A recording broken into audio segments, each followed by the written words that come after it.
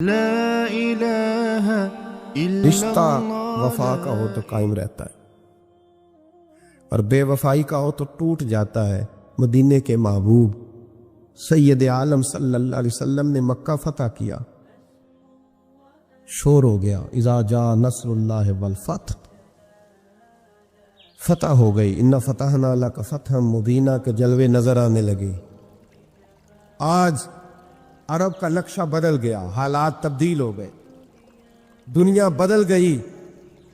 محبوب پاک سید عالم صلی اللہ علیہ وسلم اس شان سے مکے میں داخل ہوئے کہ ہر کونے سے نبی پاک کے نام کے نعرے بلند ہونے لگے۔ ابھی 10 سال پہلے نبی پاک روتے ہوئے مکے سے نکلے تھے، 10 سال قبل روتے ہوئے گئے تھے اور 2 غلام حضور کے ساتھ تھے۔ آج اسی مکے میں حضور آئے ہیں تو لگتا ہے پہاڑ اور پتھر بھی میرے رسول کے نعرے لگا رہے۔ تو ایک عروج ہو گیا، حالات ایک نیا رخ اختیار کر گئے، اور مکہ مکرمہ کے اندر اللہ تبارک اب تو احاطہ بڑا ہو گیا ہے، مطاف بہت بڑا ہو گیا ہے، حرم شریف کی مسجد کو وسعت دے دی گئی ہے، لاکھوں لوگ آ سکتے۔ اس وقت جب 10,000 لوگ آئے نا تو سیرت نگار کہتے ہیں یوں لگا جیسے درختوں پہ بھی لوگ چڑھے ہوئے، پہاڑوں پہ بھی لوگ، اتنا مجمع تھا، کہاں 2-3 لوگ اور کہاں ہزاروں کا اجتماع۔ میرے نبی پاک صلی اللہ علیہ وسلم نے طواف کیا اونٹنی پہ بیٹھ کے کعبے کا، پھر میرے محبوب تشریف لائے اور حضور نے خانہ کعبہ کا دروازہ کھولا، پھر میرے نبی پاک نے بت توڑے، پھر میرے محبوب نے خانہ کعبہ کے دروازے میں کھڑے ہو کے خطبہ ارشاد فرمایا، پھر میرے رسول پاک صلی اللہ علیہ وسلم کے جلوے زمانے نے دیکھے۔ ان سارے حالات میں دنیا نے ایک وفا کا عجیب منظر دیکھا کہ اس موسم بہار میں نہ تو آواز حضرت ابو بکر کے نام کی بلند ہوئی، نہ عمر فاروق اور نہ مولا علی کے نام کی بلند ہوئی، اس مجمع عام میں محبوب پاک کی آواز گونجی تو رب کریم کے حبیب نے فرمایا این بلال، میرا بلال کہاں ہے؟ اور میرا بلال کہاں ہے؟ اس کو بلاؤ نا، کدھر ہے بلال؟ عجیب رنگ وفا دیکھا نا لوگوں نے، یہ وفا فرمایا بلال کدھر ہے؟ حضرت بلال ہاتھ باندھے سب سے پیچھے، وہ شہرت سے بچنے والا پیچھے پیچھے رہتا ہے، جی چاہتا ہے ساری غزلیں اس ظالم کے نام کروں۔ پیچھے تھے حضرت بلال رضی اللہ تعالیٰ عنہ، دوڑے حضور میں حاضر ہوں، فرمایا ادھر آ یار، کعبے کی چھت پہ تو چڑھ ذرا، آذان تو سنا۔ ایک صحابی حضور کے کان میں بولے، اور یہ بھی حکمت الہی تھی کہ وہ بولے، حضرت بلال کی شان ظاہر ہونی تھی، کان میں کہا یا رسول اللہ کافر پہلے مر گئے، پہلے کوئی حال نہیں ان کا، آج تو بالکل ہی ختم ہو گئے حضور، آج آپ کا سکہ چل گیا ہے، بلال کے بڑے دشمن ہیں، بلال کو رہنے دیں، کوئی اور نہ آج اذان دے دے۔ کان میں بات کہی تھی، چاہیے تھا جواب بھی کان میں آتا، اور معصوم آمنہ فخر آدم و بنی آدم وفا کا خطبہ پڑھنے لگے، وفا کا خطبہ شروع ہوا۔ میرے حبیب علیہ السلام نے فرمایا کان میں بات کی تھی، حضور کان میں جواب دیتے، لیکن حضور نے فرمایا چپ کر یار، تو نے عجیب بات چھیڑ دی ہے، جب مکے میں پتھر کھانے ہوں تو بلال، اور جب بدر میں تلواریں چمکے تو بلال، احد میں پتھر برسے تو بلال، اور گلے میں کس کے رسی باندھ کے سے مکے کی گلیوں میں گھسیٹا جائے تو بلال محمد محمد کہے، اور آج اللہ عزتیں دے تو کسی اور کو چڑھاؤں، فرمایا چپ کر کے سارے نیچے کھڑے رہو۔ آج کعبے کی چھت پہ بلال کھڑا ہوگا تو میں دنیا کو بتاؤں گا وفا کس چیز کا نام ہوا کرتا، بلال ہی چڑھے گا کعبے کی چھت پہ۔ کس نے ذروں کو اٹھایا اور صحرا کر دیا، یہ کس نے قطروں کو ملایا اور دریا کر دیا، اور کس کی حکمت نے یتیموں کو کیا در یتیم اور غلاموں کو دنیا بھر کا مولا کر دیا۔ بھائی یاد رکھو، رشتہ جو وفا کا ہوتا ہے نا، اس کا بڑا رنگ ہوتا ہے، اس کا بڑا انداز ہوتا ہے، اس کے بڑے طریقے ہوتے ہیں۔ اگر حضرت حلیمہ غربتوں کے عالم میں میرے مصطفیٰ کو لے کے گئی تھی نا، تو معصوم آمنہ نے بھی تو سبق بڑا نرالا دیا نا امت کو۔ حضرت حلیمہ جب لے کے گئی تھیں تو تب تو 3 لوگ تھے نا، کوئی دیکھنے والا نہیں تھا، 3-4 لوگوں میں لے کے گئی تھیں۔ حلیمہ کہتی ہے جب میں نے رنگ دیکھا تو میں نے نرالا دیکھا ہے، مسجد بھری ہوئی تھی غلاموں سے، اور کریم رسول منبر پہ بیٹھے تھے، سادی سی بی بی جس کے لیے کبھی کوئی اٹھ کے کھڑا نہیں ہوا تھا، کوئی بھی، لباس بھی پرانا اور میلا تھا، کہتی ہیں جب میں نے مسجد میں قدم رکھا تو وہ والے نعرے لگے جو فرشتوں نے بھی دروازے کھول کھول کے دیکھے کہ کسی کے نعرے لگ رہے ہیں۔ اور جناب حلیمہ کہتی ہے کسی نے ایسا کبھی استقبال نہ دیکھا ہوگا، حضور اٹھے وہ یا اللہ کی ساری رحمتیں اٹھ کے کھڑی ہو گئیں۔ تو پھر مصطفیٰ کریم نے بچھائی جب چادر، اور حضرت حلیمہ سعدیہ رضی اللہ تعالیٰ عنہ بیٹھی اور حضور التحیات کی حالت میں سامنے بیٹھے، تو لوگوں کو پتہ چلا جو وفا کا رشتہ ہوتا ہے اس کا رنگ ذرا نرالا ہوا کرتا ہے، اس کا انداز ذرا انوکھا ہوا کرتا ہے۔ بھائی شرط اتنی ہے کہ تو آتا ہی نہیں، تو معافی مانگتا ہی نہیں۔ اپنے ایمان کی آبیاری کے لیے پیر اجمل رضا قادری صاحب کے چینل کو سبسکرائب کریں اور بیل کے بٹن کو دبا دیں۔ دعا منہ سے نہ نکلی، جیبوں سے عرضیاں ہی نکلی، مختلف محکموں میں درخواستیں دیتے ہو، مالک کے حضور دعا ہی نہیں کرتے۔ جس کریم کی بارگاہ میں جانا چاہیے، جہاں سے کرم ہونا ہے، جہاں سے عطائیں ہونی ہے، اس طرف متوجہ نہیں ہوتے، اپنے قریب کو منانے کی صحیح نہیں کرتے۔ میرے بھائیوں، اللہ کی رحمت پر ہر وقت کامل توجہ، اللہ کے کرم پر ہر وقت توجہ، وہ بخش دے گا، وہ مہربانی کرے گا، وہ عطائیں کرے گا، وہ اپنے بندوں سے درگزر فرمائے گا، یہ شوق ہر وقت طبیعت میں قائم رہنا چاہیے۔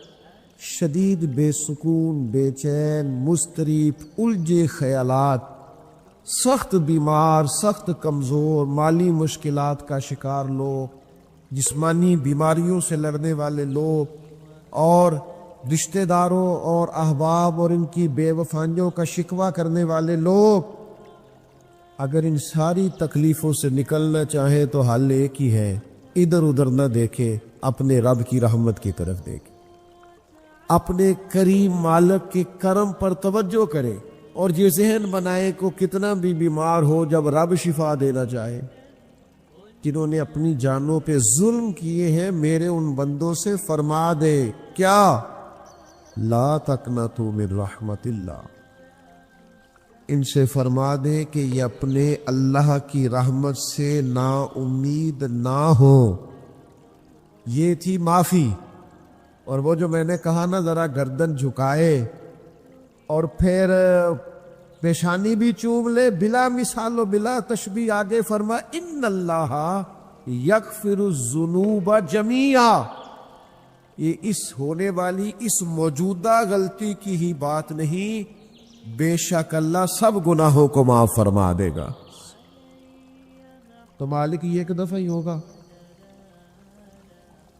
یہ آج ہی رحمت آئی ہے، یہ کسی ایک مخصوص وقت، ایک مخصوص موقع یا کسی مخصوص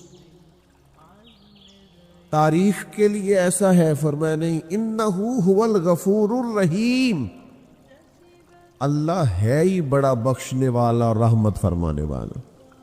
یہ اس کریم کا ہمیشہ کا طریقہ ہے کہ وہ غفور بھی ہے اور وہ رحیم بھی، معاف کر دیتا ہے۔ اور ان اللہ یغفر الذنوب جمیعا، بے شک اللہ سب گناہوں کو معاف فرمائے گا۔ مجھے بتائیے، ہامتے کامتے لرزتے سہمے ڈرتے کب کپی وجود پہ طاری ہوئی بندے میدان محشر میں جمع ہو، انہوں نے خبر ہو کہ ڈائری تو کھل گئی، آڈیو ویڈیو تو چل گئی، پتہ تو سارا آ گیا، فرشتے دفتر اعمال لے کر پہنچ گئے، چھوٹی سی چھوٹی ذرے کے برابر بھی کوتاہی تو یہاں تک آ گئی، بندہ ڈرے کانپے، اور اچانک آواز کرم آئے، ان اللہ یغفر الذنوب جمیعا، بے شک اللہ سارے گناہوں کو معاف فرمانے والا ہے۔ تو کیفیت کیا ہے، انداز کیا ہے؟ اس وقت انسان کے دل کو جو تسلی ہوتی ہے، وہ تسلی کیا؟ ان اللہ یغفر الذنوب جمیعا، بے شک اللہ سب گناہوں کو بخش دیتا، کوئی کتنا۔ اور پھر حضور نے ایک بات ارشاد کی، کچھ باتیں ایسی ہیں ان کو بیان کرتے ہوئے نا گہرائیاں ساری ختم ہو جاتی ہے کہ اس سے زیادہ گہری بات کیا ہو سکتی۔ رانائیاں اور رنگ سارے مان پڑ جاتے ہیں کہ اب اس میں جلوے اور کتنے بھرے جا سکتے تھے۔ ساری انسان کی سوچیں اور وسعتیں اچانک سمٹنے لگتی ہے کہ یار اتنی بڑی بات، یہ ذرا انداز دیکھیے حضور کا بیان کرنے کا۔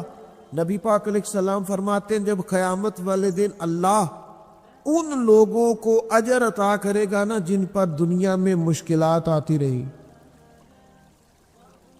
تو فرمایا وہ لوگ سوچیں گے کہ یہ تو مشکلات تھوڑی تھی، کاش کبھی زیادہ آ جاتی نا،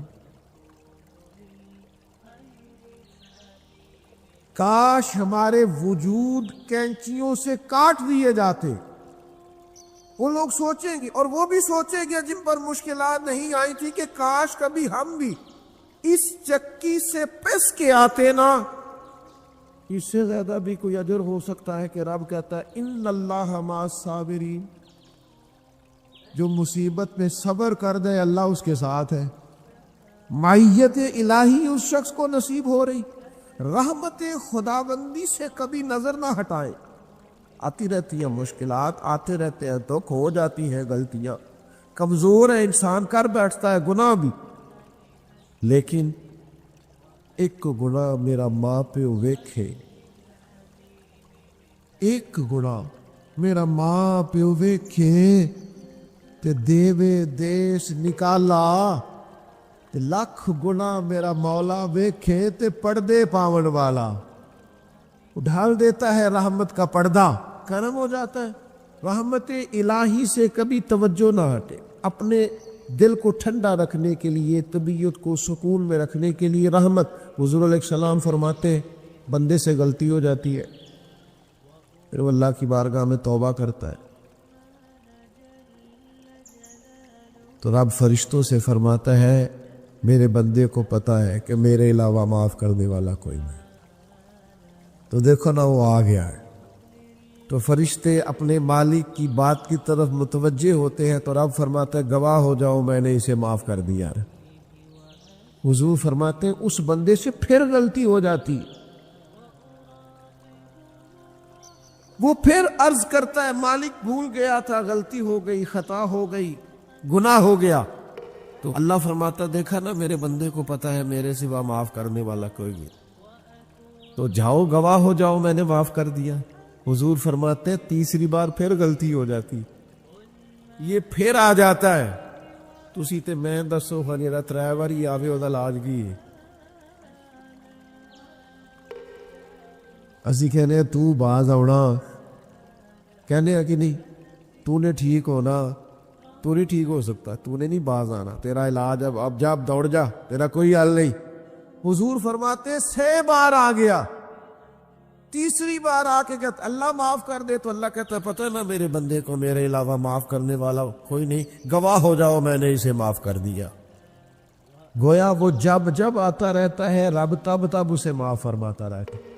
رحمت داد دریا الہی، یہ درویشوں نے جو باتیں کی ہیں بڑی سوچ سمجھ کے کی۔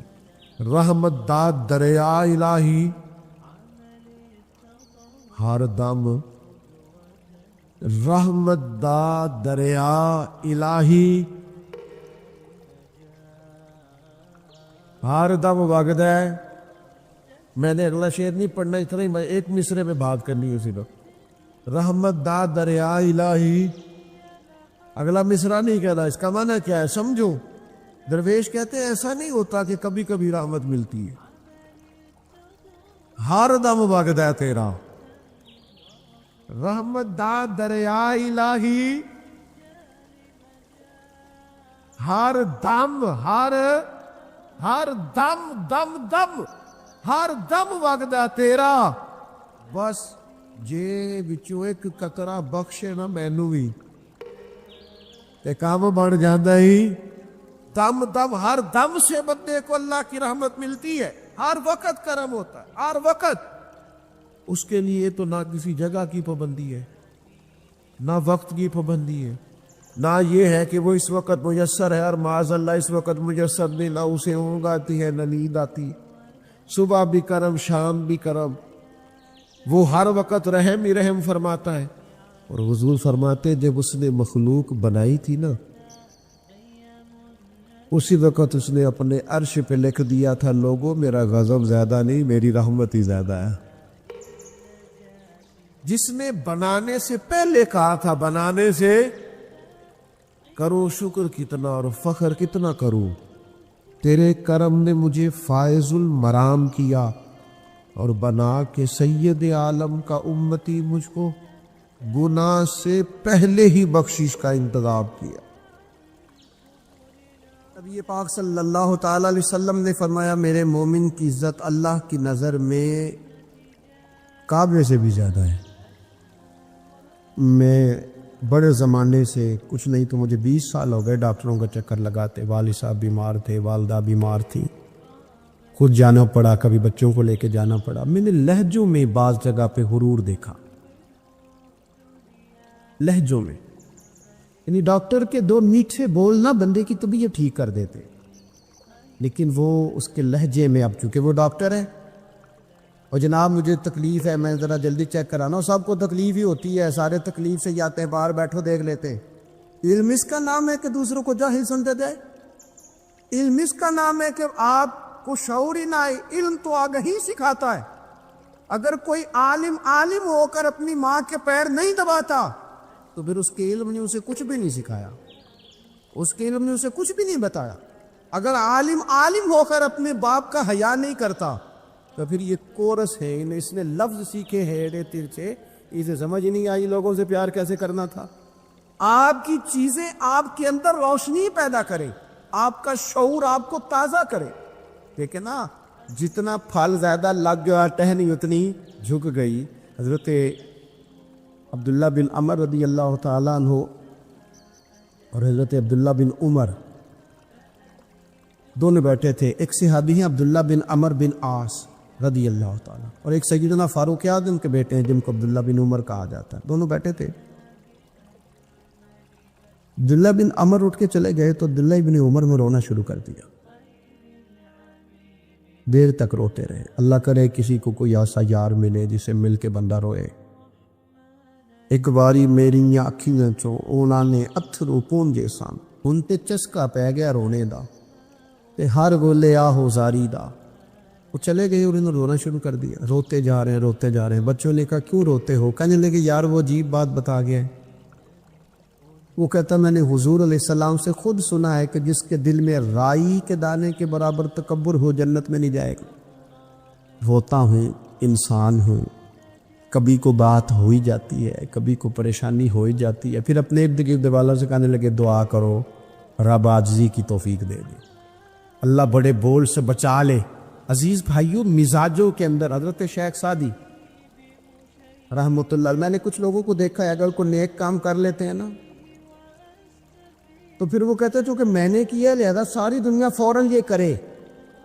آپ یہ کیوں نہیں سمجھتے کہ رب نے آپ کو توفیق دی ہے تو آپ عاجز ہو جائیں اللہ کے بندے, آپ عاجزی اختیار کریں. وہ کہتا چونکہ میں کرتا ہوں لہذا میں اب اتنا بڑا آدمی ہوں تو فلانے بندے تو ٹھیک ہی نہیں. حضرت سعدی شیرازی کہتے ہیں کہ تہجد کا ٹائم تھا. پرانے زمانے میں نا لوگ مسافر اکثر رات مسجدوں میں آ کے گزارتے تھے, تو کہتے ہیں مسجد میں لوگ سوئے ہوئے تھے سارے, تہجد کا ٹائم تھا, میں تہجد کی نماز پڑھ رہا تھا, میرے والد بھی ساتھ تھے. تو میں نے اپنے ابا جی سے کہا یہ دیکھو کتنے بد نصیب ہیں, نفلوں کا ٹائم ہے اور یہ سو ہوئے, کتنے بد نصیب ہیں, میں تہجد پڑھ رہا ہوں اللہ اللہ کر رہا ہوں, یہ سوئے ہوئے ہیں. تو فرماتے ہیں میرے والد کہنے لگے کاش تو بھی سویا ہی رہتا, لوگوں کے کپڑے تو نہ پھاڑتا, کاش تو بھی تیرا سونا ہی بہتر تھا, اس تہجد سے تو سویا ہی رہتا تو بہتر, کپڑے تو نہ پھاڑتا لوگوں کے. او خدا کے بندے اگر تو نے پڑھی ہے تو تیرا اور رب کا رشتہ ہے, اس کی بنیاد پر تو دوسروں کو حقیر جاننے لگ گیا ہے. اس کی بنیاد پر علم پڑھے دا مان نہ کریے ماتا کی میں پڑھیا, او جبار کہار کہاوے متے روڑ دے میں دودھ کڑیا. تھوڑا سا اپنی طبیعت میں عاجزی پیدا کر. یہ تو دیکھے نا کتنے بڑے بزرگ حضرت فضیل بن عیاض, 60,000 لوگوں نے حج کیا, حضرت کے بھی وہ حجوں میں بہت 21واں 22واں حج تھا. کسی نے پوچھا حضور اس سال حج کے بارے میں آپ کا کیا خیال ہے؟ تو آپ فرمانے لگے جتنے بھی حاجی آئے سارے نیک تھے، حج ضرور قبول ہوگا، اور اگر کسی وجہ سے کوئی کمی رہ گئی تو وہ میری نحوست کی وجہ سے رہ جائے گی، اس لیے کہ ان میں سب سے زیادہ گناہ گار میں ہی ہوں۔ میری وجہ سے کوئی رہ گئی تو رہ گئی، ورنہ تو امید ہے خدا فضل ہی فرمائے گا۔ آپ کے مزاج میں جب عاجزی ہوتی ہے کہ نا، اگر آپ کسی مقام پہ فائز ہیں تو وہ تو اللہ نے دیا آپ کو، تو اب تو آپ کو اس مقام پر جا کے بھی عاجزی ہی کرنی چاہیے تھی، اور اگر آپ وہ عاجزی نہیں کر رہے تو اس کا مطلب ہے آپ بہت ساری خطاؤں کا شکار ہیں۔ ہمارے زمانے میں نا ایک رواج آیا ہے کمزوریاں بیان کرنے کا، اور کمزوری اکثر وہ بندہ بیان کرتا ہے جو اپنے آپ کو کچھ سمجھتا ہے۔ لوگ ایک دوسرے کی کمزوریاں ڈسکس کرتے ہیں، بلکہ پہلے تو لوگ لوگوں کی کمزوریاں بیان کرتے تھے، اب جماعتیں جماعتوں کی کمزوریاں بیان کرتی ہیں، اب پارٹیاں پوری پارٹیوں کی کمزوری بھی۔ بات اتنی اجتماعیت تک چلی گئی کہ سوچے محدود سے محدود تر ہو گئی۔ اللہ تعالیٰ میں نے ایک دفعہ حضرت موسیٰ کلیم اللہ علیہ السلام سے فرمایا کہ آپ کی قوم میں جو سب سے نیک آدمی ہے نا، اسے ڈھونڈ کے میری بارگاہ میں لائیں۔ حضرت موسیٰ علیہ السلام نے نا جس کو سب سے زیادہ نیک سمجھتے تھے اسے اللہ کے حضور پیش کیا، مالک یہ سب سے زیادہ نیک ہے، جسے حضرت موسیٰ کلیم نیک کہے، وہ کتنا کو نیک ہوگا؟ یا اللہ یہ نیک ہے۔ حضرت موسیٰ علیہ السلام سے رب کریم نے فرمایا اب اس بندے کی ڈیوٹی لگاؤ کہ یہ اس قوم میں جو سب سے گناہ گار ہے وہ بندہ ڈھونڈ کے لائے۔ اگر یہ ڈیوٹی ہماری لگتی تو پھر تو اللہ خیر کرے، سارے گناہ گار تھے ماں سوا میرے، خدا مجھے ایسی خدائی نہ دے کہ اپنے سوا کچھ دکھائی نہ دے۔ جناب اس کی ڈیوٹی لگائیں، حضرت موسیٰ کی گواہی ہے یہ سب سے زیادہ نیک ہے، اس کی ڈیوٹی لگائیں، یہ سب سے گناہ گار بندہ ڈھونڈ کے لائے۔ آپ نے ڈیوٹی لگا دی تو وہ عرض کرنے لگے حضور 3 دن کی مہلت دے، میں بندہ ڈھونڈتا ہوں۔ 3 دن 3 راتیں گزر گئیں، آنے کا وقت آیا تو اسی نے ایک آدمی نے کیا کیا، اپنے گلے میں رسی ڈالی اور اپنے ہی ہاتھ سے پکڑ کے لا کے حضرت موسیٰ کلیم کے دست مبارک میں دے کے کہا حضور 3 دن کوشش کی ہے، سب سے زیادہ گناہ گار میں ہی ہوں۔ برے بندے تو میں لبل تریا تے جاگت تے ملیا نہ کوئی، تے اپنے اندر چاتی پائی تے میں تھوں برا نہ کوئی نہیں ہوں۔ تو حضرت موسیٰ کلیم علیہ السلام فرمانے لگے یہ تو نے کس طرح تجزیہ کیا؟ عرض کی حضور بعض لوگوں کی نا چھوٹی موٹی کوتاہیاں میرے سامنے تھیں، اس پر میں نے غور کیا، لیکن ان کی غلطیاں یقینی نہیں تھیں، میرا گمان ہی تھا، پورا مجھے یقین نہیں تھا کہ یہ غلطیاں ہیں، لیکن جو میری غلطیاں تھیں ان کا مجھے پورا یقین تھا کہ یہ ہے۔ کسی کی غلطیاں میرے سامنے یقینی نہیں تھی، اپنی کوتاہیاں میرے سامنے یقینی تھیں، اور جو زیادہ یقینی چیزیں تھیں نا اس پر جب میں نے غور کیا تو پھر میں سمجھا کہ اس بستی میں سب سے گناہ گار میں ہی ہوں۔ آپ مجھے نا بتائیں اب میرے لیے آپ نے کیا کرنا ہے؟ جناب موسیٰ وہیں کھڑے تھے تو رب کریم نے حضرت موسیٰ سے کلام فرمایا، وحی فرمائی، فرمایا میرے کلیم اس کو جو سب سے زیادہ فضیلت ملی ہے وہ نمازوں کی وجہ سے نہیں ملی، یہی اس کی عاجزی ہے جس کی وجہ سے رب نے سب سے زیادہ فضیلت عطا فرمائی۔ یہ اس کے ذہن کے اندر بات ہے جس سبب سے اللہ تعالیٰ نے اسے یہ اعزاز دیا۔ تھوڑا سا نا چیزوں کو سمجھا جائے، انسان اپنی ذہن سازی کرے، اپنے اوپر غور کرے۔ ہم اپنے آپ کو 2 4 5 چیزیں دیکھ کے تسلیاں دے کے بیٹھ جاتے ہیں کہ نہیں شور تو ساری دنیا اتنی خراب ہے، تو فلانی نیکی بھی کرتا ہے، اس سے نا انسان کی روحانی زندگی کمزور پڑ جاتی ہے، اس کے افکار پہ میل کچیل چڑھنے لگ جاتی ہے، وہ آہستہ آہستہ کمزور ہونے لگ جاتا ہے۔ کچھ بھی فرق نہیں پڑتا اگر طبیعت میں عاجزی آ جائے تو کوئی فرق مثلاً کیا ہو جائے گا اگر کوئی شخص تھوڑا بہت اگر کام کر لے، اگر کسی وقت وہ کوئی عاجزی اختیار کر لے تو اس سے فرق پڑ جائے گا۔ اور میں نے دیکھا سوسائٹی کا یہ ماحول بن گیا، وہ جناب تو شاہ پر جھکے ہے اور بڑے اور انداز میں لوگ بات کرتے، اپنی طبیعتوں پہ بوجھ ڈالا جائے۔ ہمارے ہاں نا ایک لمبی لسٹ ہے ان لوگوں کی جن کی وجہ سے ان کے اپنے تکلیف میں یعنی کیا کہہ سکتا ہے بندہ داماد کو؟ کہہ سکتا ہے کچھ، لیکن اس نے مصیبت کھڑی کی ہوئی ہے. وہ بیٹی کو اور نواسوں کو لے کے آتا ہے تو دروازے پہ چھوڑ کے چلا جاتا ہے، کہتا ہے اسٹیٹس ہی نہیں میرا. میں ایک جنازے پہ چلا گیا تو قبرستان میں ایک فیملی میں کسی کا انتقال ہو گیا، تو قبرستان میں ان کا داماد اپنے بردر اللہ سے سالے سے کہہ رہا ہے کہ وہ تم نے تو اپنے ابا کی قبر پہ تختی بھی نہیں لگائی، اتنے بھائیوں تختی بھی نہیں لگا سکتے. وہ کہنے لگا بھائی جان بس وہ مصروفیت رہی ہے، قبر تو پکی کرا دی تھی تو بس تھوڑے دنوں میں لگوا دیتے. وہ بیچارہ نا ادھر ادھر میری طرف بھی دیکھ رہا ہے کہ لوگ سن، اور وہ ڈٹائی سے باتیں کیے جا رہا ہے کیونکہ وہ داماد ہے، ان کی بیٹی کا ہے، مفت کی بلیک میل ہی ہے. تو بندہ چلا جا، میں نے اس کا بازو پکڑ کے سائڈ پہ کر لیا. میں نے کہا یار تجھے قبروں میں بھی اللہ نہیں یاد آیا؟ یہ مفت کی جو آزمائشیں ہم لوگوں کو ڈالتے ہیں نا، اس سے بچیں. بلا وجہ کہ جناب وہ مجھے پوچھا نہیں تو مجھے جناب دیا نہیں تو میری بھی کوئی حیثیت تھی، آپ اس طرح نہ گنوائیں. ان سے چیزیں چھلکتی ہیں، اس سے محسوس ہوتا ہے کہ آپ چھوٹے آدمی، اس سے محسوس ہوتا ہے کہ ہم کمزور پڑ گئے. ہم نے کس بنیاد پر لوگوں کو لوٹنا اور تاڑنا اور لتاڑنا شروع کر دیا. انسان ہوتا ہے، اور وہ جب ان چیزوں سے نکل جاتا ہے نا تو محسوس ہوتا ہے کہ وہ بندہ بڑا آدمی ہے کہ جو نہ اسے کوئی یہ پرواہ ہے کہ مجھے کوئی بٹھائے کہاں پہ، نہ اسے کوئی یہ ٹینشن ہے کہ کوئی یہ. میں نے دیکھا بعض بڑے لوگ ان چیزوں سے ویسے نکل جاتے ہیں. حضرت عمر رضی اللہ تعالیٰ عنہ مال غنیمت کا اونٹ گم ہو گیا تو تلاش کر رہے تھے، تو ایک بندے نے کہا کسی غلام کو کہہ دیتے. فرمانے لگے میں بھی تو غلام ہی ہوں، میں بھی تو اپنے معبود کا غلام ہوں، کسی غلام کو کہہ دیتے. اس کا کیا مطلب؟ اس لیے اس تکبر سے اپنے آپ کو بچا کے لوگوں کے لیے آسانی کی جائے، اپنوں کو پیار دیا جائے، اپنوں کو محبت دی جائے. جب آپ کسی سے پیار کریں گے، اعزاز دیں گے تو اس میں محسوس ہوگا کہ ہماری اپنی بھی کوئی شان ہے، عظمت ہے، ہم وزادار ہیں.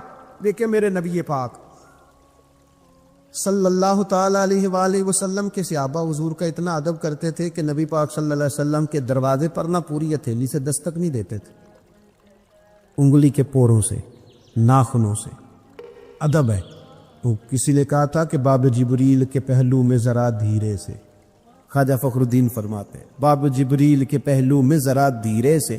فخر کہتے ہوئے جبریل کو یوں پایا گیا، ہم نے نا پلکوں سے درے یار پہ دستک دی ہے، کیونکہ ذرا آواز اونچی ہوئی تو عمر کا سرمایا گیا. صحابہ یوں ادب کرتے کہ اونچا سانس نہیں لیتے تھے حضور کی بارگاہ. نبی پاک صلی اللہ علیہ وسلم کے وجود سے وضو کا پانی تو وہ نیچے نہیں گرے گا، وہ نیچے تھیلیاں کر دیتے. آنکھیں حضور کی بارگاہ میں نہیں اٹھاتے تھے. بعد سے پوچھا جاتا حلیہ بیان کر دو، کہتے تھے اتنی ضرورت ہی نہیں تھی حضور کو دیکھ سکیں. وہ اتنا ادب کرتے، لیکن نبی پاک صلی اللہ علیہ وسلم کا ان کے ساتھ معاملہ کیا تھا؟ جنگ بدر کے لیے جب سواریاں جا رہی تھی نا تو ایک سواری پہ 3 لوگ تھے. تو اسلام مذہب بڑا حسین ہے نا، یہ رحمت للعالمین محبوب کا پیغام ہے نا. اب ایک سواری پہ 3 بندے بیٹھیں گے، تکلیف ہوگی. طے یہ پایا کہ 2 بیٹھ جائیں، ایک پیدل چلے. نبی پاک صلی اللہ علیہ وسلم نے فرمایا مجھے بھی 2 بندے دے دو.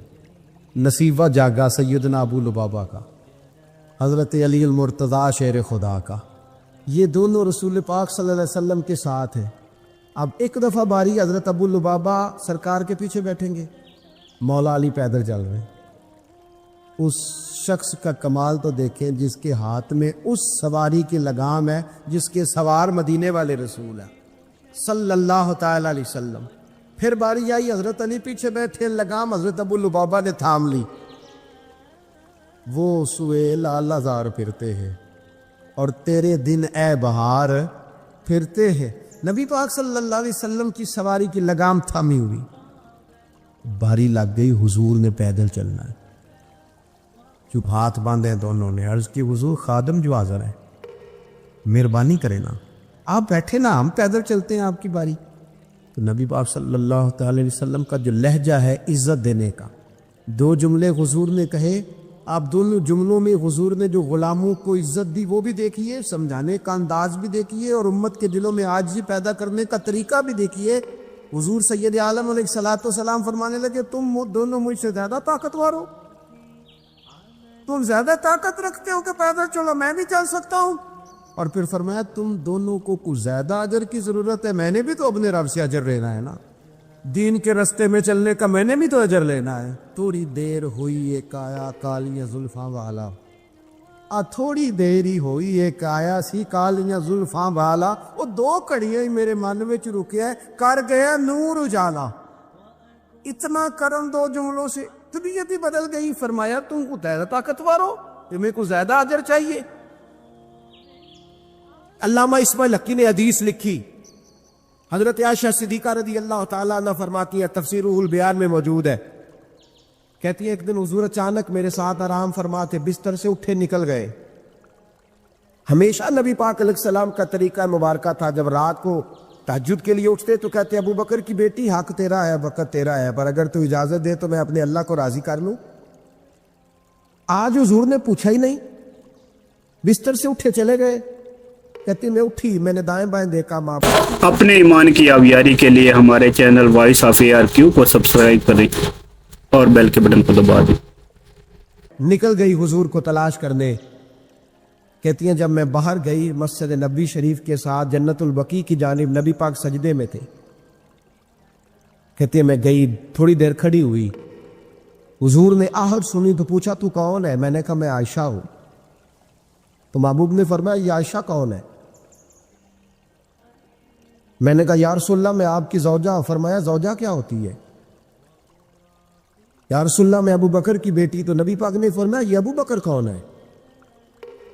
حضرت عائشہ کہتی ہے میرا کلیجہ پھٹنے کو آیا, میں وہاں سے پریشان حال واپس آئی. جب میں گئی تھی تب بھی ہلکی ہلکی بارش تھی, واپس لوٹی تو پھر بھی ہلکے ہلکے قطرے بارش کے گر رہے تھے. میں آ کے ہامتی کامتی بیٹھ گئی. تھوڑی دیر گزری تو نبی پاک تشریف لے آئے. تو حضور صلی اللہ تعالیٰ علیہ وسلم نے مجھے پریشان دیکھا تو کہا عائشہ کیا ہوا؟ کہا حضور آج وہ ہوا ہے جو کبھی نہیں ہوا. یا رسول اللہ میں پریشان ہو گئی ہوں. حضور عجیب بات ہے, میں گئی ہوں, آپ نے پوچھا کون ہے تو میں نے کہا میں عائشہ. کا عائشہ کون؟ آپ کی زوجہ. فرمایا زوجہ کون؟ ابو بکر کی بیٹی. کا ابو بکر کون؟ اور پھر حضور میں گئی ہوں تو میرے کپڑے بھیگ گئے, آپ آئے تو کپڑے خشک ہیں, سمجھ نہیں آئی. تو لفظ سنو حدیث کے. نبی پاک نے فرمایا عائشہ لی مع اللہ وقت, میرا اپنے اللہ کے ساتھ ایک وقت ہوتا ہے. آج میرا دوستوں کے ساتھ وقت ہے, آج میرا گھومنے کا وقت ہے, آج میرا خوش گپیوں کا وقت ہے, آج میرا سیاحت کا وقت ہے, آج میرا پکنک کا وقت ہے. میرے نبی پاک نے فرمایا لی مع اللہ وقت, عائشہ میرا اپنے اللہ کے ساتھ, میرا اپنے اللہ کے ساتھ ایک وقت ہوتا ہے. اس وقت نہ وہاں کوئی فرشتہ آ سکتا ہے, نہ کوئی نبی اور مرسل آ سکتا ہے. جب فرشتہ اور نبی نہیں آ سکتے تو عائشہ اور ابو بکر کیسے آ سکتے ہیں؟ تو کہا یا رسول اللہ پھر وہاں ہوتا کون ہے؟ تو حضور فرمانے لگے ایک میں ہوتا ہوں, دوسرا میرا رب ہوتا ہے, تیسرا کوئی موجود نہیں ہوتا. امت کو درس دیا ایک وقت 24 گھنٹوں میں ایسا لایا کر اس میں تو اپنے رب کو دکھڑے سنائے, اس میں تو دعائیں مانگے, اس میں تو عرض و نیاز کرے, اس میں تو اپنے گناہوں کی معافی چاہے. اعلیٰ حضرت کے والد گرامی سے کسی نے پوچھا مولانا نقی علی خان صاحب سے کہ حضرت جی فرعون 500 سال ہی حکومت کر گیا, 500 سال ہی حکومت کر گیا, اللہ کا مقابلہ کرنے والا پکا کافر بے ایمان. تو آپ فرمانے لگے ملا رومی کی وہ کتاب پڑھو مثنوی, جس میں انہوں نے لکھا ہے کہ جب ساری دنیا سو جاتی تھی تو فرعون اٹھ کے مصلے پہ بیٹھتا تھا, کہتا تھا یا اللہ معاف کر دے, رب تو ہی ہے, گناہگار بڑا ہوں پر مہربانی کر. روز معافیاں مانگتا تھا تو رب کریم کی قدرت نے مہلت دی کہ روز توبہ کرتا ہے, چلو ایک دن سچی بھی کاری جائے تو اچھا ہے. اللہ نے مہلت دی. اور میرے بھائی اگر تو روز رات مصلے پہ بیٹھے تو تجھے مہلت ملے, عذاب نہ آئے. اگر تو اپنے رب کے ساتھ تنہائی کرے تو اللہ تجھے مہلت دے, سزا نہ دے. لیکن ہم یہ وقت نکالتے ہی نہیں, اللہ کے ساتھ میت کا ہمارا مزاج ہی نہیں. ترمذی شریف میں نبی پاک علیہ السلام نے فرمایا دنیا داروں کو دکھڑے نہ سنایا کر, مالداروں کے سامنے رونے نہ رویا کر, یہ تجھے کیا دے سکتے. تو اٹھ کے جائے گا تو کہیں گے محنت کرتا نہیں, روز مانگنے آ جاتا ہے. دنیا داروں کو دکھڑے نہ سنا, اور میں دکھ سنا تو اپنے رب کو سنا، اللہ والوں کو سنا، اللہ کے نبی کو سنا۔ اس سے مراد یہ سارے کہا دکھڑے اپنے رب کو سنا۔ اگر تو اپنے رب کو دکھڑے سنائے گا تو تھوڑی دیر ضرور ہوگی، لیکن ایک دن ایسا ضرور آئے گا۔ میرے مصطفیٰ کریم فرماتے ہیں رب تجھے دنیا سے بے نیاز کر کے مالا مال فرما دے گا۔ دھوکے کا مزاج نہ بنا، کینچی لے کے نہ گھوم کے کیسے جیب کاٹ سکتی، اللہ کو دکھڑے سنا۔ حضرت عائشہ عرض کرنے لگی حضور چلے یہ تو سمجھ آ گئی، لیکن بارش مجھ پہ پڑی آپ پہ پڑی نہیں، تو کہا عائشہ تم نے اڑا کیا تھا؟ کہا حضور آپ کی طامت، فرمایا بارش کوئی نہیں تھی، جب تو نے میری طامت لی تو خدا کی رحمتیں تم پر برسنے لگ گئی۔ تو حضور کے وجود سے لگی ہوئی چیز کوئی اوڑھ لے تو رحمت برستی ہے، تو میرے نبی کی مسجد چومنے سے کیوں رحمت نہیں برستی؟ جالی چومنے سے کیوں نہیں برستی؟ جہاں جہاں حضور رکے، جہاں جہاں نبی پاک ٹھہرے، وہاں جانے سے کرم کیوں نہیں ہوتا؟ کیوں ایسی باتیں اپنی زبان سے نکالتے ہیں جو دوسروں کے لیے تکلیف کا باعث ہے، جو اذیت ناک ہو جاتی ہیں، جن کو انسان پھر برداشت کرنے کی طاقت نہیں رکھتا؟ سیدہ عائشہ صدیقہ رضی اللہ تعالیٰ عنہ ارشاد فرماتی ہیں حضور کو جب بھی دو باتوں میں اختیار دیا جاتا، اللہ کے رسول آسان بات کو اختیار فرمایا کرے۔ حضور لوگوں کو تکلیف دینا پسند، کبھی ایسا نہیں ہوا کہ کوئی مشکل حکم نبی کریم صلی اللہ تعالی علیہ وسلم نے دیا ہو، آسانیاں پیدا کریں لوگوں کی۔ کوشش کریں ہمارا وجود کسی کے لیے بوجھ نہ بنے، ہماری طبیعت کسی کے لیے تکلیف کا باعث نہ بنے، ہمارے لب و لہجے سے، ہمارے اٹھنے بیٹھنے سے کسی شخص کو کسی قسم کی کسی تکلیف کا سامنا نہ کرنا پڑے۔ بے ضرر زندگی خوبصورت زندگی ہوتی، بے ضرر۔ میں نے پہلے بھی کہا تھا، پھر کہتا ہوں، کچھ داماد صاحب ایسے ہوتے ہیں کہ جو آ جائے نا گھر میں تو سسرال والوں کو مصیبت بنی ہوتی ہے، وہ کہتے ہیں چودھری صاحب آ گئے۔ بڑی تکلیف کا باعث ہوتا ہے وہ، اور وہ سارا کھانا پینا بھی کھاتا ہے، آرام بھی کرتا ہے، اور جاتی دفعہ اپنی بیوی سے کہتا ہے تیرے پیکے میری عزت نہیں کرتے۔ وہ اذیت دیتے ہیں، تکلیف دیتے ہیں۔ کچھ لوگ ایسے بے ضرر ہوتے ہیں، وہ کہیں چلے جائیں آ جائیں، اسی کسی دے کچھ بھی نہ لگ دے، نہ کوئی زیادہ درد، بے ضرر، جہاں بیٹھے ہیں وہاں بیٹھ گئے۔ ایک دوست تھے بڑے پیار والے اور بڑے سیانے آدمی ہیں، لیکن سیانے بندوں کو بھی کئی دفعہ باتیں کرنے والے وہ دور لے جاتے ہیں۔ تو ان کی سسٹر ان لا کی شادی تھی، 3 کاریں تھیں، باقی 3 بہنوئی بٹھا دیے انہوں نے اپنے داماد، اس کو کہا ٹیوٹے میں بیٹھ جائے۔ ٹیوٹے میں بیٹھے تھے تو ایک صاحب نے کیا، لو جی تے جو آئی پائی بھی ٹیوٹے جی نہیں، وہ چھلانگ لگا کے نیچے آ گیا، اپنی بیوی کو لیا، کہنے لگا اسی جانا ہی نہیں، ساڈی عزت ہی نہیں کرتے۔ دسو ٹیوٹا سواری نہیں تو انسان بیٹھتا نہیں، لیکن دیہاتی لوگ ہیں نا۔ اب وہ سارے گھر میں مصیبت بنی ہوئی ہے، اس کی بیوی رو رہی ہے، اس کی ماں رو رہی ہے، بڑی عجیب و غریب کیفیت۔ اس کے سوزے صاحب نے مجھے فون کیا کہ یہ آپ کی بڑی بات مانتا ہے، ذرا فون کرے۔ تو میں نے اسے فون کیا، میں کہ تو صرف نہ 3 منٹ بھول جا تینوں کسی کو گل کی تھی، تو سوچ بھلا تو نے یہ فساد کس لیے ڈالا ہوا ہے؟ عزت مانگ کے لی جاتی ہے، چھین کے لی جاتی ہے، احتجاج کر کے لیجیے، طریقہ عزت لینے کا جو تم نے اختیار کیا۔ تو 4-5 منٹ کے بعد سوچ کے کہنے لگا اوہ مجھ سے بڑی غلطی ہو گئی، تو مجھے چڑھا دیا کسی نے، میں چڑھ گیا۔ اس طرح کی تکلیفیں بہت سارے لوگ دیتے ہیں، ذہنی طور پر ٹارچر کرتے۔ او یار تیرے ابا نے تیرے اوپر تو کبھی انویسٹ ہی نہیں کیا، سارے پیسے بڑے بھائی کو ڈاکٹر بنانے میں لگا دی۔ او جناب یہ پڑھا ہی نہیں، ابا جی کو کوئی اعتراض نہیں تھا اس پر خرچ کرنے پر، یہ پڑھنے کو تیار تھا ہی نہیں۔ تو ٹارچر کرتے ہیں لوگ، ذہنی طور پر تکلیف دیتے ہیں، اذیت میں مبتلا کرتے ہیں۔ امیر لوگوں سے بات کرنی ہے تھوڑی سی، ناراض تو نہیں ہو جائے گا امیر بندے۔ ہم پتہ کیا کرتے ہیں، غریبوں کو بڑی اذیت دیتے ہیں ذہنی طور پر، خرچے امیر زیادہ کرتے ہیں، مہنگی شادیاں امیر کرتے ہیں، غریبوں کے لیے حالات خراب ہو جاتے ہیں۔ نبی رحمت صلی اللہ تعالی علیہ وآلہ وسلم نے نا ولیمے پر ضرور جانے کا کہا ہے، اور ولیمہ ضرور کرنے کا کہا ہے۔ اور حضور نے پتہ کیا فرمایا؟ فرمایا وہ بدترین ولیمہ ہے جس میں اسے بلایا جائے جو آنا نہیں چاہتا، اور اسے نہ بلایا جائے جو آنا چاہتا ہے۔ یعنی جو غریب آدمی، سادہ آدمی دعوت قبول کرے گا اسے دعوت نہیں دی جاتی، لیکن کسی بڑے آدمی کے پاس وقت لے کے کارڈ لے کے پہنچتے، جناب 10 منٹ کے لیے آ جائے، یہ بدترین، اور ایک اور حدیث میں فرمایا حضور نے کہ وہ بدترین دعوت ہے، اس میں صرف امیروں کو بلایا جائے اور غریبوں کو۔ ہمارے ایک دوست ہیں میرج ہال والے، تو مجھے کہنے لگے کہ کھانا جب ہم دیتے ہیں نا ہال میں، تو اگر بارات کسی دیہات سے آنے والی ہو نا، گاؤں کے لوگ ہو، تو ہم کھانا تھوڑا زیادہ رکھتے ہیں، لیکن اگر شہر کے امیر لوگ ہوں تو کھانا تھوڑا رکھتے ہیں، اس لیے کہ امیروں کی تو پرہیز ہی بہت زیادہ ہے، انہوں نے تو بڑے حساب کتاب سے کھانا ہے۔ تو غریب آدمی بیچارہ، اب غریب کو طلب ہوتی ہے، اسے روز گوشت نہیں ملتا، لیکن اس کے لیے ہم گنجائش دینے کو تیار نہیں ہیں۔ اور بڑی خوبصورت مثال ہمارے استاد صاحب ہمیں سنایا کرتے تھے، کہتے تھے کہ غریب آدمی تھا، امیر دوست کی شادی میں چلا گیا، اور چلا اس طرح گیا کہ وہ نا ورکشاپ پہ کام کرتا تھا، تو وہیں سے فارغ ہوا تو اسی طرح کپڑے اس کے میلے کچیلے تھے، اس پہ گرد لگی ہوئی تھی، اب گھر جاتا تو دیر ہو جانی تھی، تو وہ بھاگ کے شادی میں چلا گیا، تو جو باہر کھڑا تھا نا آدمی، اسے اندر ہی نہیں داخل ہونے دیا۔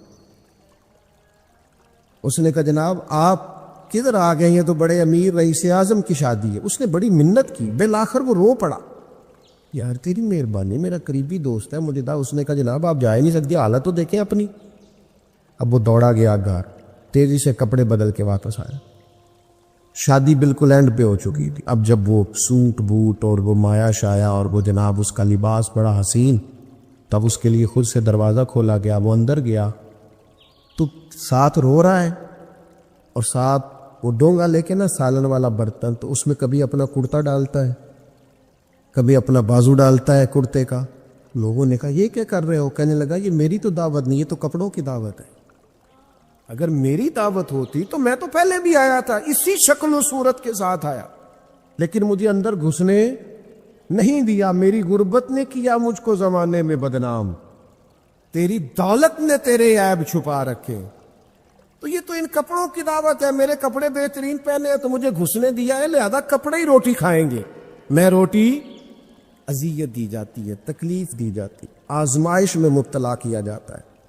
ایسے ایسے کھانوں کے نام لیے جاتے ہیں جو غریبوں کے ہاں پکتے نہیں، انہیں کہا جاتا ہے فلاں پکانا آتا ہے، تو میں کئی دفعہ کہہ چکا ہوں، پھر کہتا ہوں، جب پیسے آتے ہیں تو عقل بھی آ ہی جاتی ہے، جب انسان کے گھر گاڑیاں آ جائے تو چلانے کا طریقہ بھی آ ہی جاتا ہے، جب اس کے پاس مہنگا موبائل آ جائے تو اسے چلانے کا سلیقہ بھی آ ہی جاتا ہے، جدے کار دانے ہو دے کملے بھی سیانے، اذیت نہ دے، تکلیف نہ دے، کبھی کسی شخص کا مذاق نہ اڑائیں، کبھی کسی کا کوئی عیب نہ گنوائیں، کبھی کسی کو اس کے خاندان کی وجہ سے تانا نہ دے، کبھی کسی شخص کو اس کے رنگ کی وجہ سے تکلیف نہ دے، کبھی کسی کی زبان کی لکنت کی وجہ سے اسے پریشان نہ کرے، کبھی کسی شخص کے قبیلے کے باعث اسے آر نہ دلائیں، کبھی تکلیف نہ دیں۔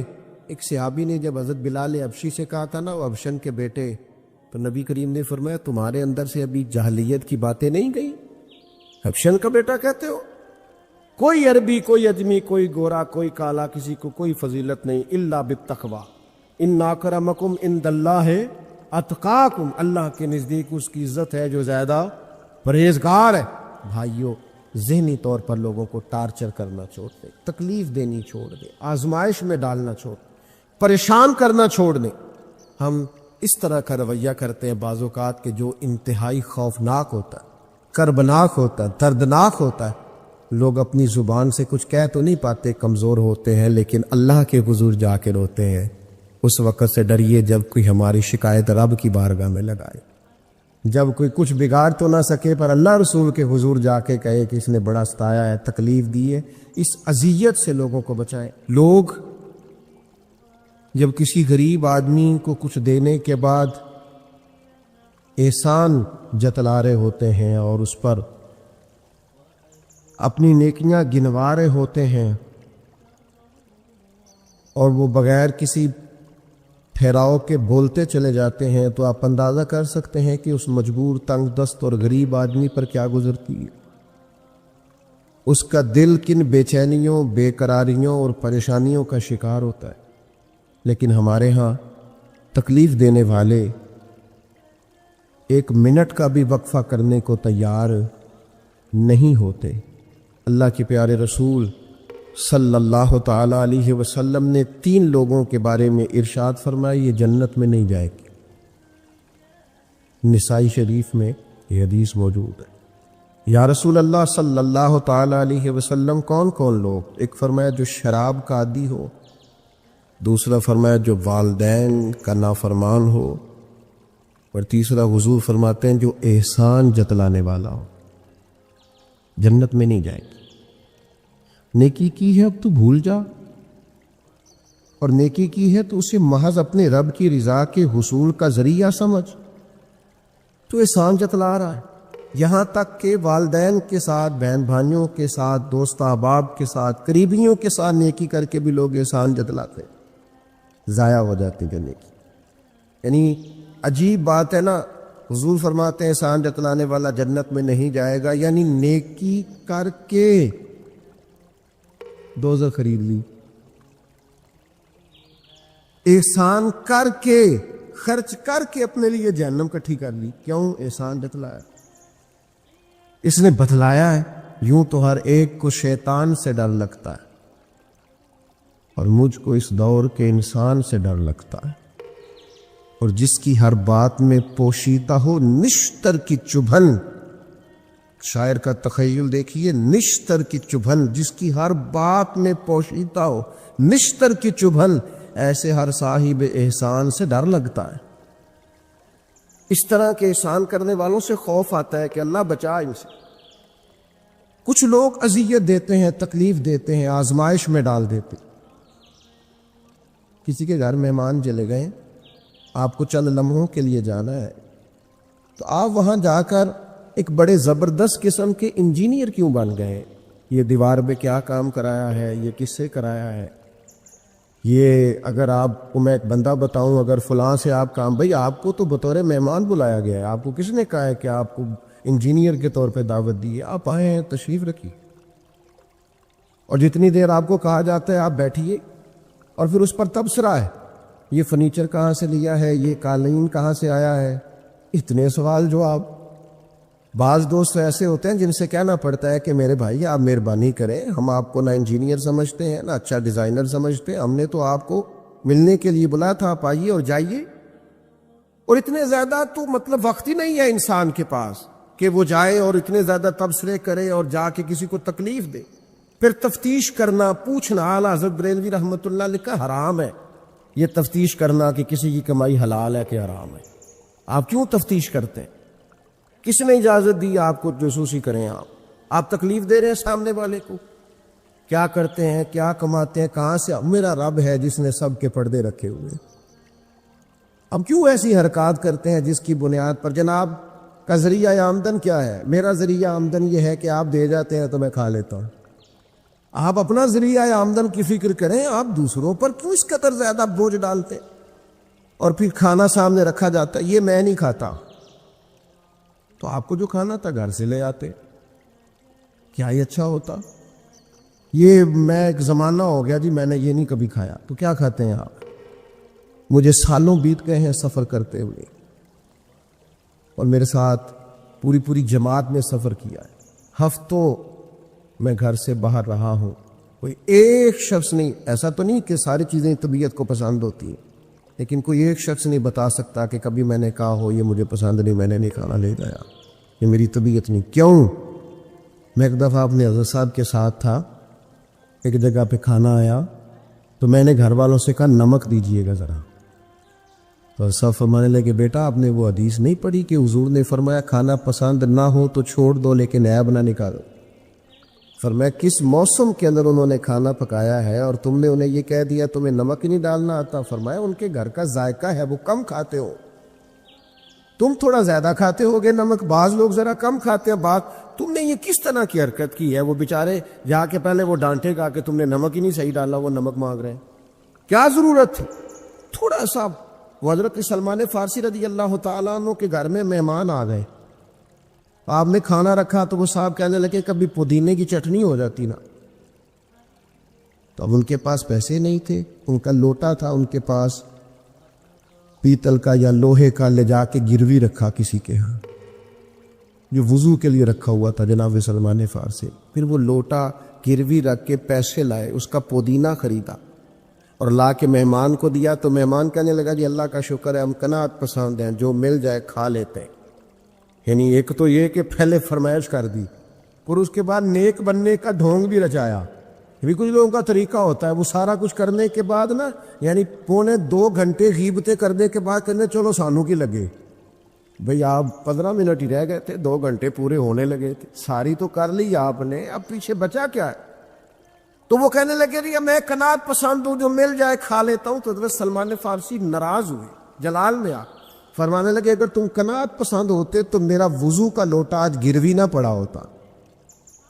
تم قناعت پسند ہو، اوپر سے جھوٹ بولتے ہو، لیکن تکلیف دینا، اذیت پہنچانا، ذہنی طور پر کسی کو ٹارچر کرنا۔ میری اب کبھی طبیعت خراب ہو جاتی ہے نا جی، تو چونکہ محبت کرنے والوں کی لسٹ لمبی ہے، طبیعت خراب ہو جاتی ہے تو میں بتاتا نہیں، کتنے کتنے دن خبر نہیں ہوتی، میری خواہش ہوتی ہے۔ پچھلے دنوں بھی ایک پورا دن ہاسپٹل میں گزارنا پڑا، میں نے بتایا نہیں، افواہ تھی کہ میری طبیعت خراب ہے، لوگوں نے پوچھ پوچھ کر بیمار کر دیا، نئے سرے سے بتانا پڑتا ہے ہویا کی سی۔ اور پھر کچھ تو اتنے خاص محبت کرنے والے ہوتے ہیں کہ انہیں پوری ڈیٹیل چاہیے ہوتی ہے پس منظر سمیت۔ آپ حضور علیہ الصلوۃ والسلام نے فرمایا بہترین عیادت وہ ہے جو جلدی ہو، نہیں تھوڑی دیر کے لیے مریض کے پاس جائیں، یہ بہقی میں حدیث موجود ہے، بہترین عیادت، بہترین تیمارداری وہ ہے جو جلدی ہو، فٹافٹ آپ آئیں، تھوڑی دیر بیٹھے اور چلے جائیں۔ اتنی تفصیلات، پھر 7 نسخہ جات، پھر یا کچھ لوگ تو ایسے ہوتے ہیں جو اتنا ڈرا جاتے ہیں بیمار آدمی کو کہ وہ جلدی فوت ہونے والا ہو جاتا ہے، اس کہتے ہیں فلانے کو بھی یہ مرض تھا بیچارہ، 4 بچے فوت ہو گیا ہے۔ آپ کو تو کہا تھا تسلی دیتے، مریض سے دعا کراتے، پھر ضد کریں گے، اصرار کریں گے، یہ کھا لیں، کھائیں گے تو اٹھیں گے، تھوڑا سا تو لیں۔ اللہ کے بندے، نبی کریم علیہ السلام نے فرمایا بیمار سے ضد نہ کرو، اسی اللہ کھلا پلا دیا کرتا ہے۔ تم ضد کر رہے ہو، اصرار کر رہے ہو، تکلیف دے رہے ہو، اذیت پہنچائی جاتی ہے۔ بڑے درویش آدمی تھے حضرت سری سختی، کبھی کسی سے سخت جملہ نہیں کہا۔ آپ بیمار تھے، ایک صاحب تیمارداری کرنے آ گئے، آپ کا خیال تھا کہ وہ ہو گئی تیمارداری، وہ جائیں، کئی لوگ ان کے بعد آئے چلے گئے لیکن بیٹھے ہوئے ہیں، جا ہی نہیں رہے۔ تو حضرت سری سختی رحمۃ اللہ تعالی علیہ، اب بعض دفعہ مروت ایسی ہوتی ہے کہ بندہ اپنی زبان سے معزز آدمی کہہ نہیں پاتا، لیکن وہ چونکہ تکلیف میں تھے، سردی کا موسم تھا تو دروازہ کھلا رہ گیا، تو وہ صاحب کہنے لگے حضور دروازہ بند کر دوں، ٹھنڈ آ رہی ہے۔ تو فرمانے لگے کر دیجئے، لیکن اگر کبھی باہر سے کر دینا تو ذرا زیادہ بہتر ہو جائے۔ معنی یہ تھا کہ آپ تشریف لے جائیں، چلے جائیں نہیں کہتے بزرگ۔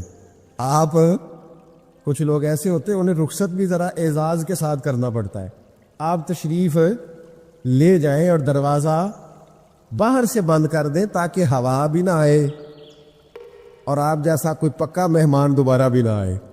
تشریف لے جائیں، تکلیف نہیں دیں، اذیت نہ دیں کسی شخص کو کسی بھی طرح سے پریشان۔ ایک ہمارے ہاں اور بڑا مسئلہ ہے، میں تو مذاق کر رہا تھا، مذاق کیا ہوتا ہے؟ مذاق تو جاہلوں کا کام ہے۔ یہ موسیٰ علیہ السلام کی قوم نے کہا کہ ایک شخص کا انتقال ہو گیا ہے تو ہمیں بتایا جائے کس نے قتل کیا ہے، تو جناب موسیٰ علیہ السلام نے فرمایا گائے ذبح کرو۔ تو ان لوگوں نے کہا آپ ہم سے مذاق کرتے ہیں، اتتخذونہ ہزوا، آپ ہم سے مذاق کرتے ہیں؟ تو فرمایا اعوذ باللہ ان اکون من الجاہلین، میں اللہ کی پناہ چاہتا ہوں کہ میں جاہلوں میں سے ہو جاؤں۔ مذاق کرنے کو جناب موسیٰ نے، قرآن مجید کا پہلا پارہ کہتا ہے جاہلوں کا کام کہا ہے۔ مذاق ٹھیک ہے، دل لگی ٹھیک ہے، یعنی آپ خوش طبی کریں۔ مذاق تو کسی کے عیب کا ہوتا ہے، تیری آنکھ کس طرح کی ہے، تیری ناک چپٹی ہے، یہ مذاق ہوتا ہے۔ کسی کے رنگ کو لے کر، کسی کے قد کو لے کر، کسی کی توتلی زبان کو لے کر، یہ جاہلوں کی علامت۔ آپ دل لگی کریں، حضور بھی دل لگی فرماتے، مسکراتے دل لگی کریں، اس میں کسی کو تکلیف نہیں ہوتی، کسی کا عیب نہیں اچھلتا، کوئی بات ایسی خوشی کی آپ اس پہ خوش ہو جائیں۔ لیکن آپ یہ جو رویے ہمارے ہاں پائے جاتے ہیں یہ مذاق ہے، اور مذاق شریعت میں جاہلوں کی علامت ہے۔ حضور فرماتے ہیں قیامت والے دن وہ لوگ جو لوگوں کا مذاق اڑاتے تھے، تکلیف دیتے تھے، قیامت والے دن ان کے ساتھ یہ معاملہ ہوگا کہ جنت کا دروازہ ان کے لیے کھولا جائے گا، پھر بند کر دیا جائے گا، پھر کھولا جائے گا، پھر بند کر دیا جائے گا، پھر کھولا جائے گا اور پھر دوبارہ۔ تو وہ کہیں گے یہ کیا ہو رہا ہے؟ تو انہیں کہا جائے گا تمہارے اس مذاق کی تمہیں سزا دی جا رہی ہے جو دنیا میں تم اللہ کے بندوں کے ساتھ کرتے تھے۔ تکلیف دیتے ہیں لوگ۔ یہ کچھ سال پہلے کی بات ہے، آپ کو پتہ ہے ہمارے ہاں اپریل فول بھی منایا جاتا ہے، جھوٹ بولنے کا دن۔ تو ایک صاحب تھے بیچارے ہارٹ پیشنٹ، یہ پنجاب کا ہی واقعہ ہے، تو ان کو فون کر دیا کہ تمہارا بھائی ایکسیڈنٹ میں فوت ہو گیا، کسی نے مذاق کیا۔ تو بیچارے ہارٹ پیشنٹ تھے، خبر سن کے ان کو پھر ہارٹ اٹیک ہوا، اللہ کو پیارے، اور بعد میں پتہ چلا کہ کسی نے مذاق کیا، بھائی تو بالکل ٹھیک ٹھاک، آپ کے ایک مذاق نے کسی کی جان لے لی، گھر اجڑ گیا، عورت بیوہ ہو گئی، بچے یتیم ہو گئے، اور آپ مذاق کر رہے تھے، تکلیف دے رہے تھے، آپ آزمائش میں مبتلا کر رہے تھے۔ میں نے ایسے طلباء کو دیکھا ہے کالج میں، مدرسے میں، یونیورسٹی میں، اسکول میں، جو بیچارے کسی وجہ سے کمزور تھے، کوئی ایسا معاملہ تھا ان کا اتنا مذاق اڑایا گیا کہ وہ بیچارے تعلیم چھوڑ کے چلے گئے، گزارا نہیں ہو سکتا یہاں، ہر آدمی مذاق اڑا رہا۔ اور بعض لوگوں کی غربت کا مذاق اڑایا جاتا ہے، ان کو کھاتا ہوا دیکھ کے مذاق کرنا، ان کا لباس دیکھ کے مذاق کرنا، ان کی سادہ پرانی اور دیسی گفتگو سن کے مذاق اڑانا، نتیجہ یہ نکلتا ہے کہ مایوس ہو جاتے ہیں لوگ، پریشان ہو جاتے ہیں۔ ایسا نہیں کرے، یہ تکلیف نہ دے کسی مسلمان، اذیت میں مبتلا نہ کرے، ذہنی طور پر ٹارچر نہ کرے، آپ کوئی ایسا کام نہ کرے جس سے بار بار آزمائش ہو۔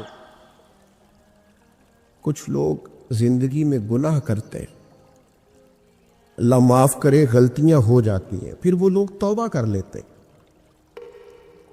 اور یہ توبہ اللہ کو اتنی پسند ہے کہ حضور فرماتے ہیں کسی کا اونٹ مال سمیت غائب ہو جائے اور وہ شخص ڈھونڈ ڈھونڈ کے تھک جائے اور مایوس ہو جائے اور پھر وہ اونٹ اسے مل جائے، اسے اتنی خوشی نہیں ہوتی جتنی بندہ مومن کی توبہ پر رب کریم کو خوشی ہوتی۔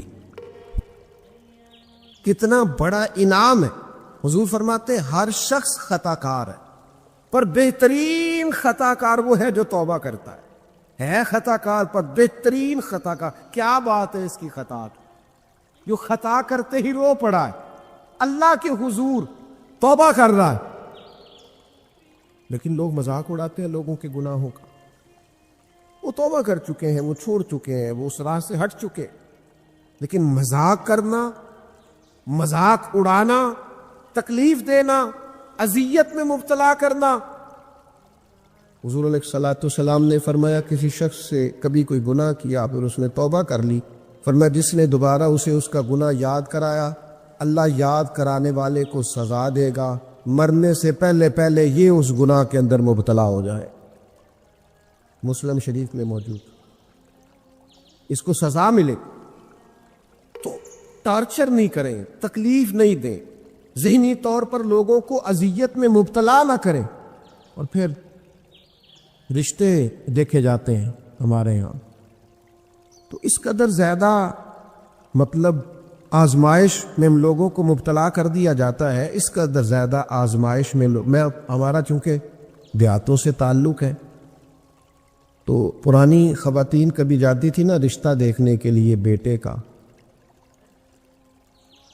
تو ان سے کہا جاتا تھا کہ آپ کو وہاں رشتہ نہیں کرنا، تو کہتی تھی نہیں ہم نے نہیں کرنا۔ تو کہتے تھے بھئی آپ بتائیں کیا وجہ ہے؟ تو وہ کہتی تھی وجہ کوئی نہیں بتانی، اس لیے کہ میرے گھر میں بھی بیٹی ہے، میں کوئی وجہ نہیں بیان کروں، میں کسی کی بیٹی کا عیب کیسے بیان کروں۔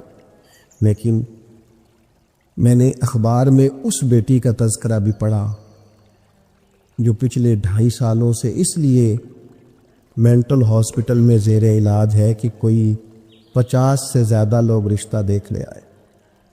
کسی نے کہا ذرا چل کے دکھاؤ، تو کسی نے کہا ذرا بول کے دکھاؤ، تو کسی نے کہا کہ اگر قد 2 انچ بڑا ہوتا۔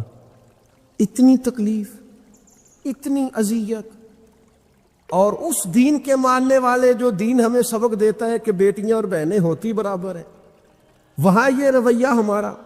اور زیادہ تر ان لوگوں کا معاملہ جن کے پاس نیا نیا پیسہ آیا، نئی نئی دولت آئی، اب ان کو سمجھ نہیں آ رہی کہ وہ کیسے اپنے آپ کو زمین سے اٹھا کے آسمان تک لے جائے۔ خدا کے بندو، اس طرح کی اذیت، اس طرح کی تکلیف، اس طرح کا لہجہ جس سے سامنے والا نفسیاتی بوجھ کے نیچے دب جائے، یہ بندہ مومن کی شان نہیں ہے۔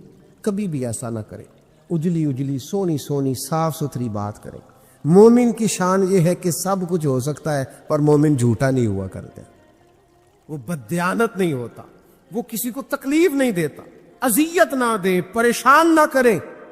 گھنٹوں بیل بجا رہا ہے گلی سے گزرنے والا آدمی، لیکن صاحب گاڑی لگا کے چلے گئے، انہیں پتہ ہے دوسری گاڑی